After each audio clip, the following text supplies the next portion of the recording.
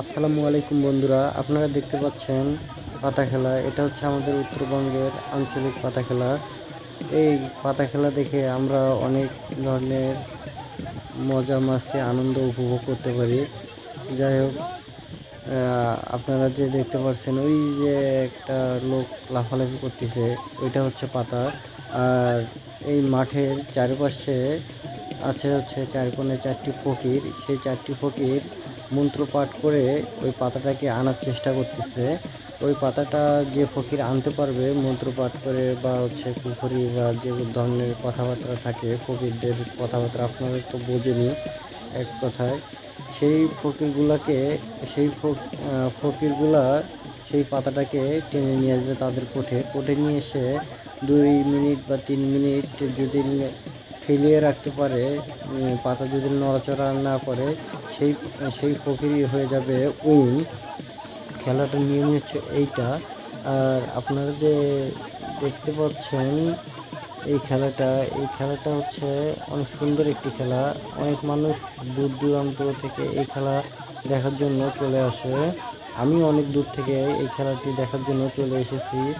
আমার তারই পাশের গ্রামে এই খেলাটি হচ্ছে, সেখানে আমি এসেছি খেলা দেখতে। যাই হোক, এই যে ফকির পাতাটাকে টেনে নিয়ে আসলো, এখন সেই টেনে নিয়ে আসার পরে তারা অনেক ধরনের মন্ত্র পাঠ করছে, অনেক ধরনের চিল্লাচিল্লা অনেক কিছুই বলতেছে, যেগুলো তাদের বলা দরকার। বলে বলে পাতাটাকে এখানে ফেলার পরে সে আটকাতে পারে কি না পারে এটাই আমরা দেখব। যদি আটকাতে পারে তাহলে হবে হচ্ছে উইন, আর যদি না আটকাতে পারে তাহলে সে উইন হতে পারবে না। যদি আবার এখান থেকে চলে যায়, আবার অন্য ফকির যদি পাতাটাকে টেনে নেওয়ার পরে যদি সে আটকায় সেই উইন হবে। আর যদি এই ফকিরে আটকিয়ে ফেলায় এখানে, তাহলে সে উইন হবে। এখন আমরা দেখি তাহলে কি করতে পারে বা কি করতেছে। আর আমি এই ফাঁকে কিছু কথা বলি। কথাগুলো হচ্ছে, আমাদের এই খেলা চলাকালীন চালানোর জন্য অনেক নিয়মকানুন মেনে চলতে হয়। কারণ এই খেলাগুলো যারা ছাড়ে তাদেরকে প্রশাসনের সাথে কথা বলতে হয়। তারপরে আরও নামি দামি যে লোকজনগুলো থাকে তাদের সাথে কথাবার্তা বলে এই খেলার পারমিশন নিতে হয়। পারমিশন নিয়ে তারপরে আমাদের এই খেলাটা চালাতে হয়। খেলাটা দেখে মনে হচ্ছে ফকির মেবি পাতাটাকে আটকাতে পারেনি, তো পাতাটি আবার দাঁড়িয়ে গেল। দাঁড়িয়ে যাওয়ার পরে দেখি আবার কী করে, আবার আবার দেখি পিছনের দিকে ব্যাগ দেওয়ার পরে দেখি মনে হচ্ছে পাতাটাকে ফেলাতে পারবে না, মনে হয় পারবে না। পাতাটি আবার চলে গেল অন্য ফকিরে টান দিচ্ছে। অন্য ফকিরে টান দিয়ে সে পাতাটাকে, না না, আবার এদিকে এরা আবার অনেক শক্তিশালী মন্ত্র পড়ে এই পাতাটাকে আবার টেনে নিয়ে আসার পরে একদম দুই ফকিরের মাঝখানে এবার পড়ে যাওয়ার পরে এখন চেষ্টা করতেছে পাতাটাকে আটকানোর। মেবি কি যে হয় জানি না, আটকাতে পারে কি না পারে দুভরসা।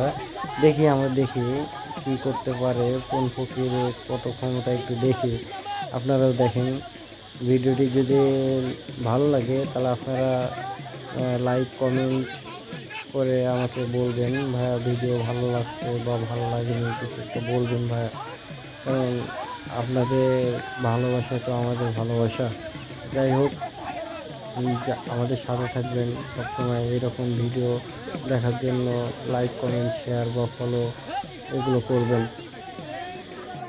অবশেষে পাতাটাকে তাও আটকাতে পারলো না, পাতাটি আবার উঠে গেল। অন্য ফকিরে আবার টানতেছে। আর পাশে আমার অনেক দর্শক মন্ডলী দেখতে পাচ্ছেন, দর্শকেরা চিল্লাচিল্লি করতেছে। ওরা মনে করছিল পাতাটা বুঝি এখানেই পড়বে, এখানে আটকেবে।